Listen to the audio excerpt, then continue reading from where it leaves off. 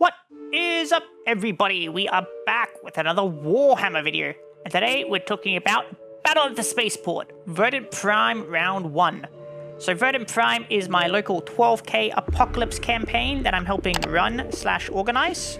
What follows in this video is going to be a rundown of our Round 1 battle, which is taking off the spaceport on the main city, or the main hive of the planet. So it's been a big learning experience, so I thought I'd go through and describe the action and a bit of the work we did to set it up, and maybe some of our future plans. I am going to use a bit of text-to-speech in this, just because I think it sounds a bit cooler, because it's a bit more eloquent than I am. I hope that's okay with you. I will go and add some of my own thoughts and things at times, but without further ado, we'll start with the intel. So this intel was made by me, and I made it ahead of the game, so all the players were able to receive this dossier. I tried to make it from the point of view of my army's commissar, but I'll go through it, and then we'll come back at the end of the intel report.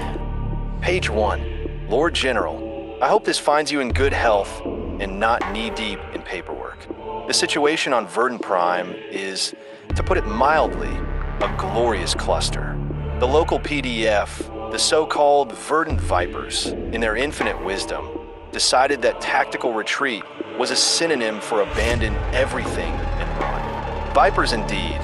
I'd recommend summary execution of the lot if the Chaos forces haven't got them already.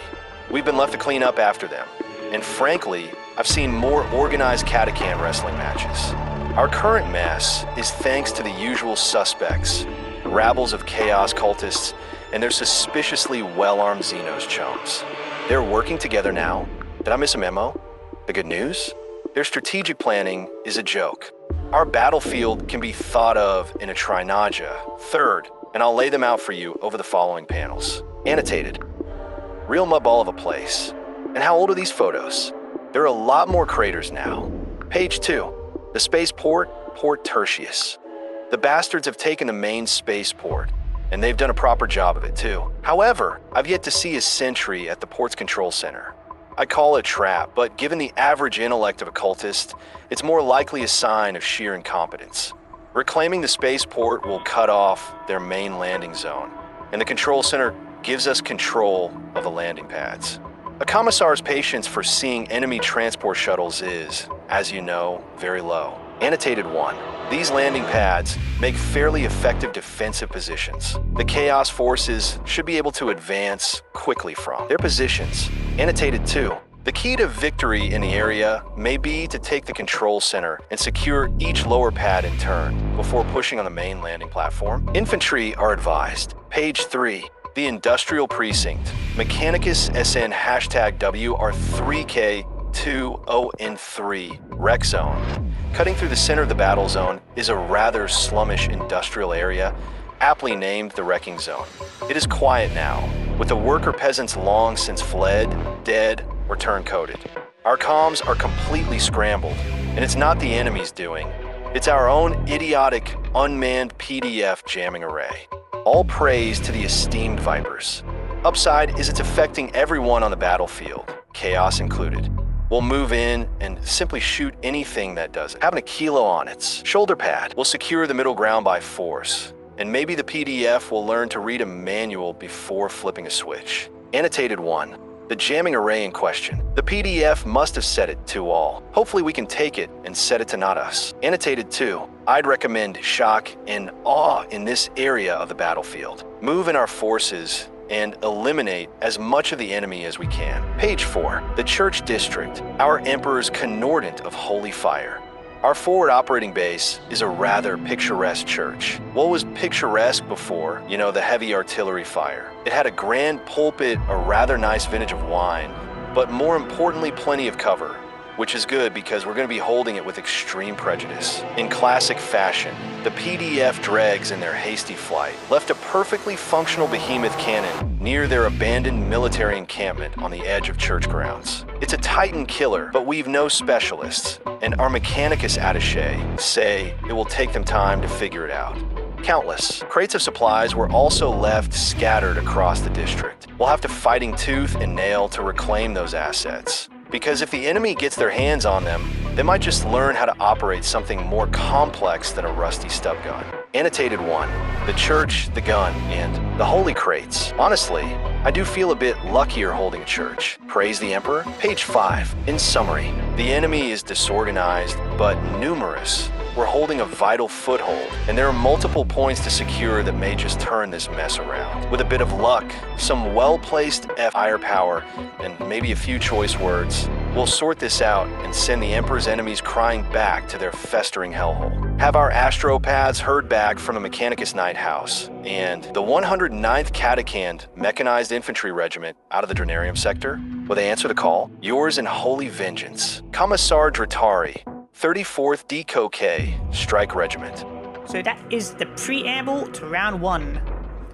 Basically, a coalition of Chaos and Xenos forces have taken the primary spaceport, and the Imperium have responded with 2 regiments of Imperial Guard, as well as a noble Knight House. I'll go through the armies in a bit, because we're going to go through the rules for game day right now. So this isn't anywhere near as pretty looking as the intel was. It still gets the point across. So I wrote a lot of these to try to speed up gameplay, because obviously in a 12k game, you're going to have a lot of players, a lot of actions, and we just didn't want the game to go for absolutely ever.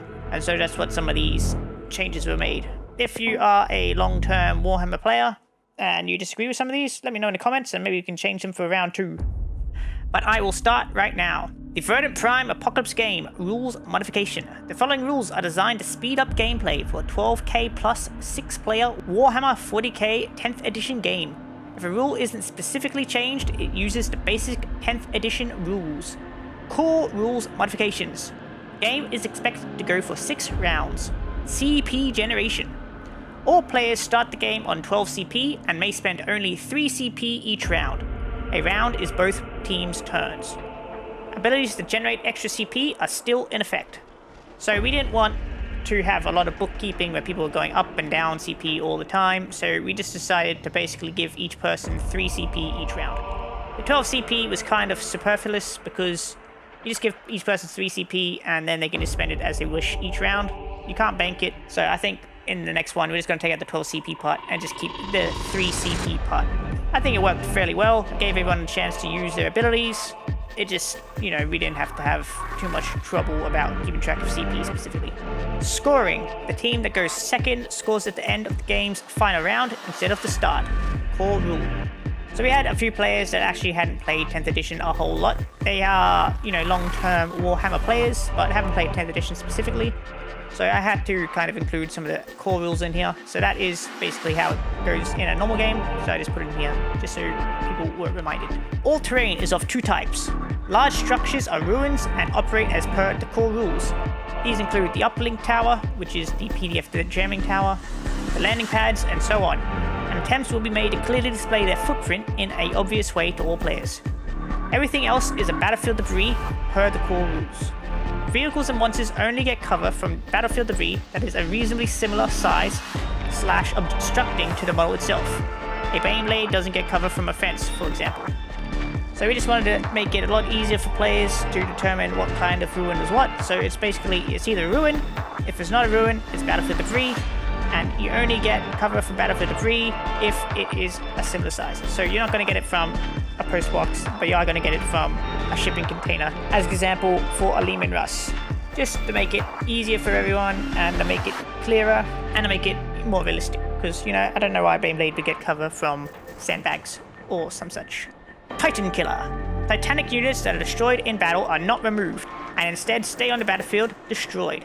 They become battlefield debris and will block movement for vehicles / monsters, but may be shifted by other Titanic units pushing them, as determined on a case-by-case basis.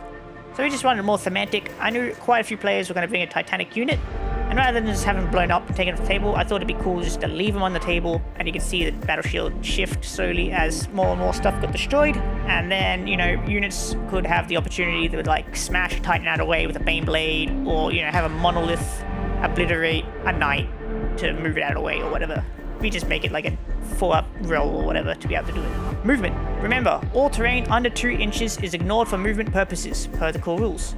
More casual rules we use for vehicle, monster, Titanic movement, as the battlefield will be densely packed. A Baneblade can squish / shove a crate, for example. So we didn't want to be real hard asses about whether or not a Baneblade could smash through, say, a wall or something. you know, if it could just touch the edge and shift through, realistically a Beyblade could smash down a wall easily, so we weren't gonna be too upset about that. And that was going for every player. Roads. If starting a move and moving directly along a road, starting and ending on a road, all units gain an additional d6 to their base movement. This is in addition to the extra movement if they make an advanced move. So a model with a 6-inch movement gets 6-inch plus d6.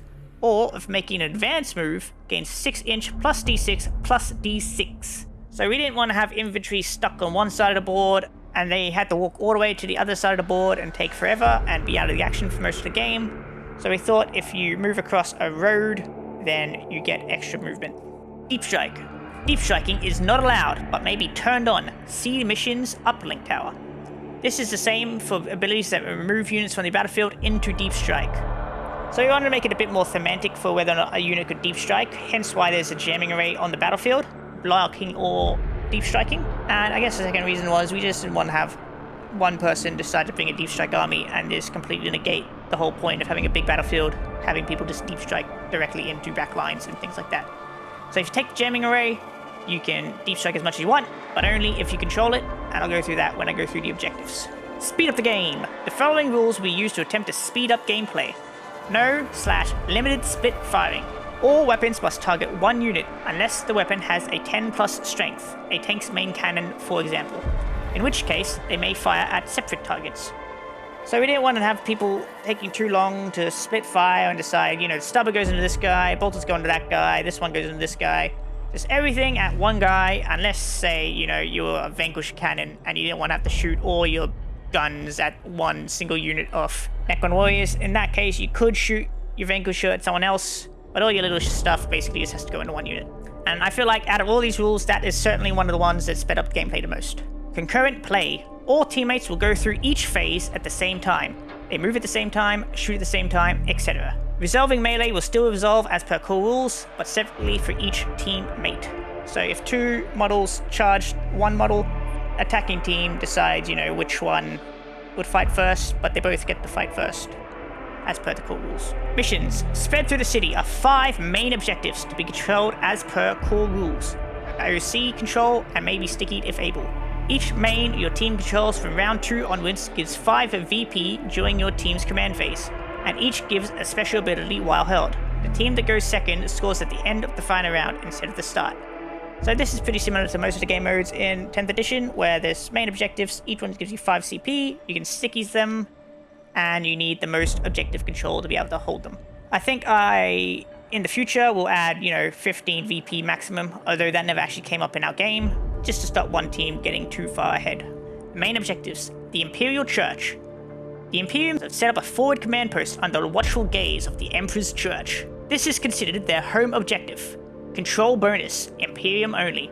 While controlled, each teammate gains 1 free command reroll stratagem per round, in addition to the 1 they may spend CP on. So basically, while the Imperium players hold the church, they get a free CP reroll. Just to kind of, you know, signify the Emperor's praise or Emperor's luck is on their side. If the Chaos Forces come and take it, then the Imperium no longer have access to that reroll, but then the Chaos Forces don't then also gain access to the reroll. The Spaceport. The Chaos and Xenos Thralls have taken the Spaceport and are using it as a beachhead to sweep across this sector of the planet. Control bonus, Chaos/Xeno only. When making an advance roll, Chaos and Xeno forces gain D3+3 instead of the normal D6. So maybe not as strong as the CP reroll, maybe it is as strong as CP reroll, I couldn't really figure it out, but we just wanted to signify that because they hold the spaceport, they could be a bit quicker along the planet, and that's why they gain the extra advanced roll. Similar to the Church, if the Imperium forces take the spaceport, they don't then also gain the advanced reroll. The Behemoth Cannon emplacement. The PDF commanders had a defensive quarter set up adjacent to the church, and in their hasty retreat, left a fully functional Behemoth Cannon. Control bonus, any. While controlled during your team's command phase, roll a d6 and choose 1 Trinaja, 3rd/sector of the battlefield. Choose enemy units within that sector equal to the d6 result. Those units must take a battle shock test at -1 leadership, and stay battle shocked until your team's next command phase. Abilities that let you ignore battle shock still work. So basically there's a big ass cannon in the military encampment. Whichever team controls it can shoot it, and it just gives units battle shock. We talked about having it actually deal damage or things of that nature, or putting down blast templates and a bunch of other things. Or we just didn't want to slow down the game a whole bunch by shooting this one cannon that was going to do maybe 3 wounds every now and again with blast templates. So it's just like, no, we'll just do battle shock test. Whoever holds it doesn't actually know how to shoot it yet, and it's pretty close quarters, so it's going to be scary when it shoots, but it's not actually going to kill anyone yet. And that's why it's given out battle shock. The suborbital jamming array, or the PDF jamming array. In the middle of the battlefield, the city's defenses have been activated, producing a strong jamming effect across the battlefield. Unfortunately, it is now unmanned and is blocking all forces. Control bonus any. While controlled, your team may make use of a deep strike and deep strike abilities. In addition, when spending a CP, you may roll a d6. On a 4+, you regain 1 CP, only once per round and as per the core rules. So this is the way to turn on Deep Strike, is you take the suborbital jamming array, and if you do, you can Deep Strike as much as you want. We also just wanted to add a second little thing in there, which is why we gave you the extra CP. The Spaceport Control Center. Chaos controlled the landing pads, but the control center remains unoccupied. Control bonus any. While occupying the control center, when an infantry model ends a turn at the bottom of a landing platform, your units may activate an elevator, which automatically takes them to the top of the chosen platform, within 3 inches of the elevator. Additionally, they may make use of the travelators. At the spaceport, there is obviously the main landing pad, but in addition to the main landing pad, there is also the spaceport's control center. We just wanted to have it be an extra way for infantry to get up and down, because there was only really 1 or 2 main gangways to get up there. So we didn't want to have a scenario where, it was just taking too long for infantry to climb up. So you take the control center, and that allows you to climb up much quicker. Travelators was also a second way to make it a lot quicker to move along the spaceport. So now on to secondary missions. So in addition to the primary missions, each sector in the Trinaja has a secondary objective to be completed. So a quick thing is Trinaja, I believe, is a made-up word. I was trying to find a word that meant third, as in like quarter or fourth. But I couldn't find one, so I just made up pseudo-Latin word called Trinaja. I don't believe it's a real word, but it really should be. And rather than each player or each team getting their own secondary missions, we just decided to have secondary missions spread out across the whole board to make it a bit quicker as another way to speed it up. So for the spaceport, from round 2 onwards, during your team's command phase, if your team controls more landing platforms than your opponents, your team scores 3 VP. So that's pretty easy. It's just there's, I think, was 4 landing platforms. If your team controls more, then you get extra VP. This was obviously a bit easier for the Chaos Forces than it was for the Imperiums, because they actually start on the landing platforms. We didn't really want the game to be super even all the time, so it put a bit of pressure on the Imperium players to actually go up there and take the spaceports or the landing platforms from the Chaos Forces, rather than just let them have them. Additionally, Spaceport Travelators. A unit that has only infantry may charge across the bridges to neighboring platforms with ease. When making an advance, while a unit includes only infantry models, and if that unit is wholly within the area of a platform at the start of their movement, that unit moves fully to another neighboring platform without having to roll an advance roll, but still counts as having made an advance, and may be set up anywhere on that platform. Core rules still apply, as in outside of engagement range. So when you make an advance from one platform to a second platform, rather than having to actually move, you can just pick up your models and move them all the way there. Like I said, it was just to speed up having to move across the platforms. Secondary mission, the Industrial Sector. When a friendly unit wholly within the Industrial Sector destroys an enemy unit also wholly within the Industrial Sector, your team scores VP as per the following table. Total wounds of the destroyed enemy unit, cumulative across a squad of models. Leaders/hangers-on are counted separately. So if it has a cumulative wounds of 1 to 10, it's 1 VP. So that would be 10 guardsmen, each have 1 wound. That total unit is worth 1 VP. If a squad of 20 guardsmen is killed, that's 20 total wounds, that's 2 VP.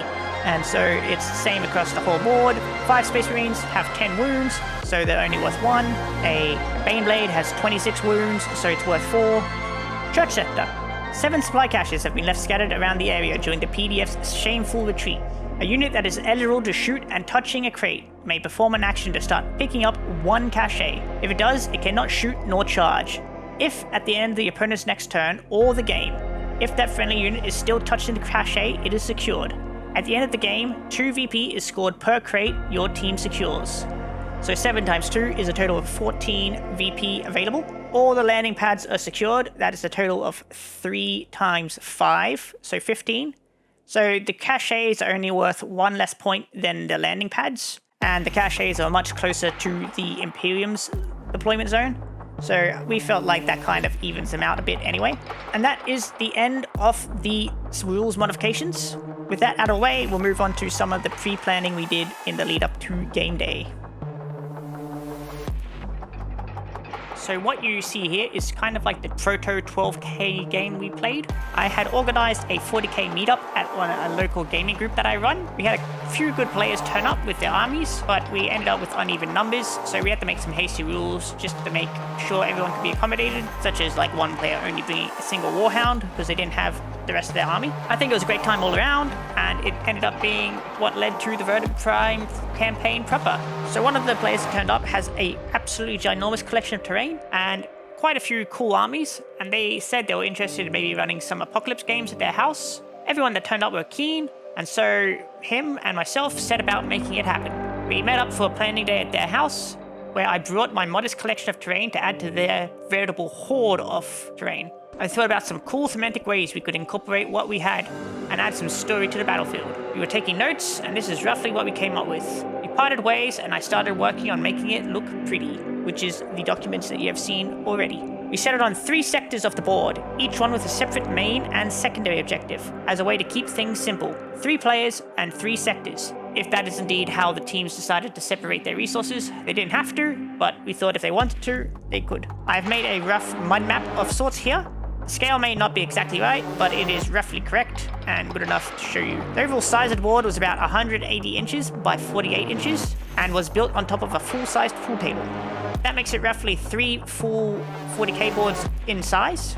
We decided on a modified Crucible of War deployment, giving players enough room to deploy their units while also leaving enough no man's land in the middle. We attempted to have all the ruins clearly defined with footprints, and this worked for the most part okay, but not the whole time, and is something we could improve for our next game. All in all, I was happy with everything that we came up with and how the battlefield ended up looking. And so with this part done, I'll move on to the next section, game day.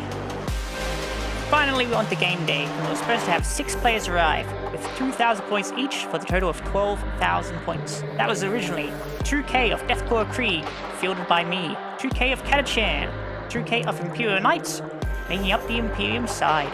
For the Chaos/Xeno side, we had Chaos Undivided, Necrons, and Orcs.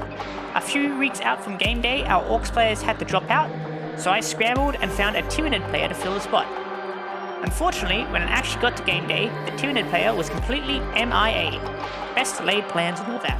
We decided since the evil forces were down 2K, they could bring in extra units to fill the spot. This was decided at the end of round 1, since we gave the Tyranid player a chance to revive through round 1, or even just to let us know that they weren't coming, but they never did. So for round 2, the evil forces reinforced their lines with approximately 2K of extra models and or regen units that had already been killed. As things got a bit hectic, I haven't got full unit rosters to give you, but I can roughly go through each person's army as well as my own. For the Katachans, they were running a transport and Lehman Russ heavy list, able to speed forward quickly, initially to seize objectives, then slowly roll in the Emperor's armor to support the infantry. The Honorable Knights had 3 large warframes, including a Porphyrion and a Canis Rex, as well as several armages. For Chaos, they had a veritable rogue gallery of units, including Helldrakes, Forgefiend, Chaos Prince, Legionaries, and Abaddon himself. Towering over the battlefield was their non-STC compliant Chaos Warhound.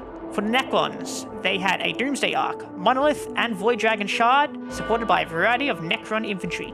Finally, for my Deathcore Krieg list, I had a Lord Sol Leontis, Commissar, 3 Command Squad, 2 Psychids, a Tech Priest Engines here.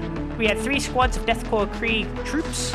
We had 3 artillery teams with siege cannons, 6 Ogrins, a Lehman Russ Exterminator, 2 Scout Sentinels times 2, so that's 4 Scout Sentinels total, a Shadow Sword, and 2 Chimeras. I decided to take the Shadow Sword as the linchpin of my army, as I knew people were bringing Titanic units out to play. In fact, only the Katachans didn't have a Titanic unit. With the Baneblade chassis on the field, Lord Solar and his merry band of Master Vox Command Squad was brought in, with obligatory Death Corps troops as glue.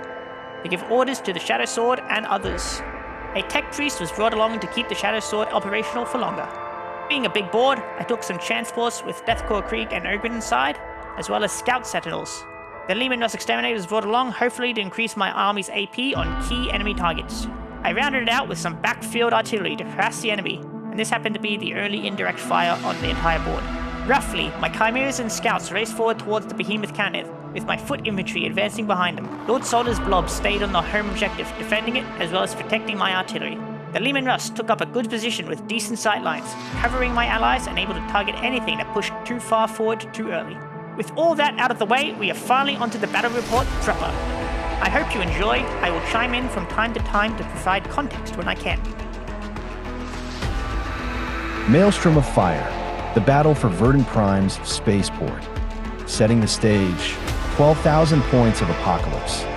The verdant, agri world of Verdant Prime has become a blood-soaked battleground. A combined force of heretic Astartes and the implacable Necrons struck deep into the heart of the Hive City's primary spaceport, seeking to secure a vital staging ground. Against this unholy alliance stood the indomitable forces of the Imperium, the grim resolve of the Death Corps of Krieg, the jungle expertise of the Katakan jungle fighters, and the awe-inspiring might of noble Imperial Knight House Malamax. This was a colossal 12,000-point apocalypse game.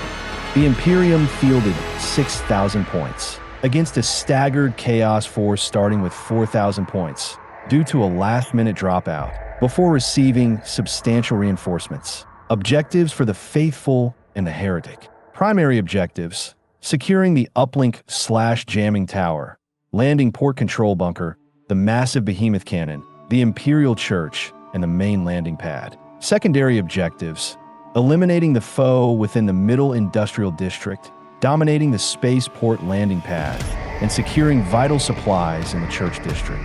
Chaos Turn 1, the initial thrust. The forces of the ruinous powers and the Necrons seized the initiative. Chaos deployed Erst and surged forward. This initial, aggressive push left the traitors exposed, focusing on momentum over objective security. A Necron low-cost heavy destroyer squad managed to punch 6 wounds into a Chimera. A Chaos Forge Fiend wounded a Knight Paladin twice. The mighty Chaos Warhound Titan unleashed its devastating firepower on Knight Canis Rex. But the noble pilot activated rotate ion shields, shrugging off the damage entirely. Imperium Turn 1, Blitz and Entrenchment. The Imperial forces, utilizing their scout moves, capitalized on the enemy's overextension. They rushed onto all primary objectives, instantly digging in, though their ranks in the spaceport and industrial sectors remained thinly spread. The Church District was, however, secured. First Blood, the colossal Shadows Word super heavy tank, lined up a shot and obliterated the Necron Locust in a single earth-shattering volley. The Warhound falls. A Knight Porphyrion opened up on the Chaos Warhound Titan, stripping a massive 27 wounds. The subsequent concentrated fire from a Leman Russ tank and 2 Leman Russ Vanquishers brought the towering God Machine crashing down in a spectacular explosion. Target neutralized. A Leman Russ tank commander and a Vanquisher also focused there. Plasma and cannon fire, ultimately killing a Chaos Forge Fiend. Scoring: the Imperium secured 2 victory points for eliminating the Forge Fiend in the Industrial District, but soon the reinforcement storm. Chaos Turn 2, Warp Forge support. A significant shift in the battle occurred as the lost 2,000 points of Chaos forces materialized out of the mists of the Warp Storm in their deployment zone. A sudden, unholy reinforcement.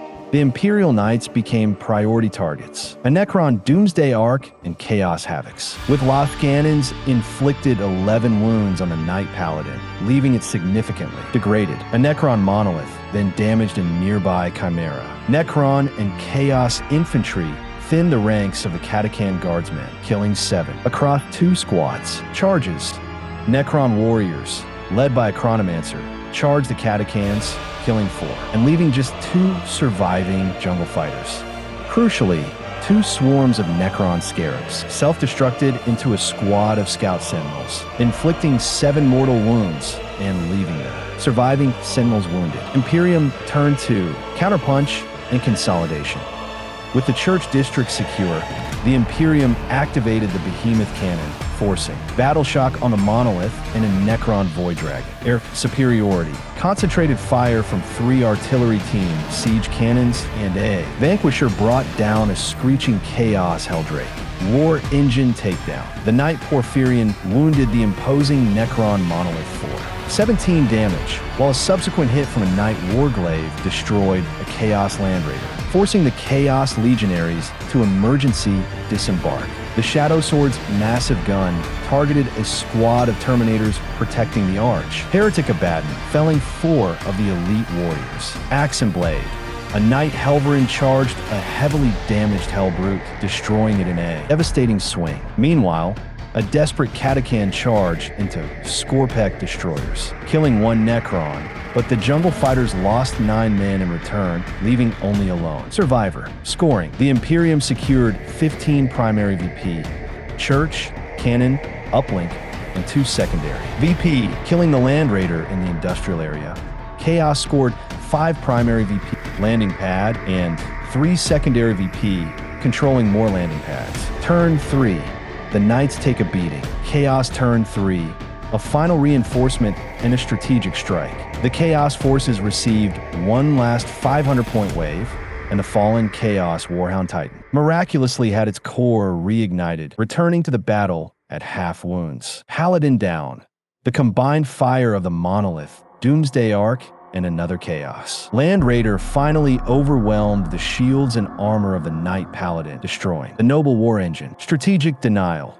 The Revenant Chaos Warhound Titan, consumed by Fury, unloaded its guns onto the jamming tower, destroying it and denying its use to both sides for the remainder of the battle. Deep Strike was now available. Warglaive destroyed. A volley of fire from multiple infantry units reduced a Knight Warglaive to a single wound, followed by a charge from Chaos Legionaries and a Forge Fiend that finally brought it down. Church infiltration. Chaos Terminators, having Deep Strike the back line, charged Lord Solar and the Krieg guarding the Imperial Church. Against all odds, they only killed 5 guardsmen, while Lord Solar wounded 2 Terminators in return. Imperium turn 3. Focused retaliation and consolidation. With breaches appearing in their line, the Imperium forces fell back and consolidated there. Hold on the Church District, while the spaceport remained hotly contested. The War Master's escort falls. 2 Vanquishers and a tank commander combined there. Higher power to blast apart Abaddon, the Despoiler's last remaining Terminators, and the Mighty Warlord himself, taking Abaddon out of the fight. Monolith shattered. The combined fire of a Knight Helverin and a Chimera, capped off by a Hunter-Killer missile, finally brought the colossal Necron Monolith crashing to the ground, exacting vengeance. The Shadow's Word and the Siege Cannons, alongside Scout Sentinels, made short work of the Chaos Terminators attempting to breach the Imperial Church. Demon annihilated. The Knight Porphyrion turned its attention to a charging Demon Prince and obliterated him with a single volley. Scoring.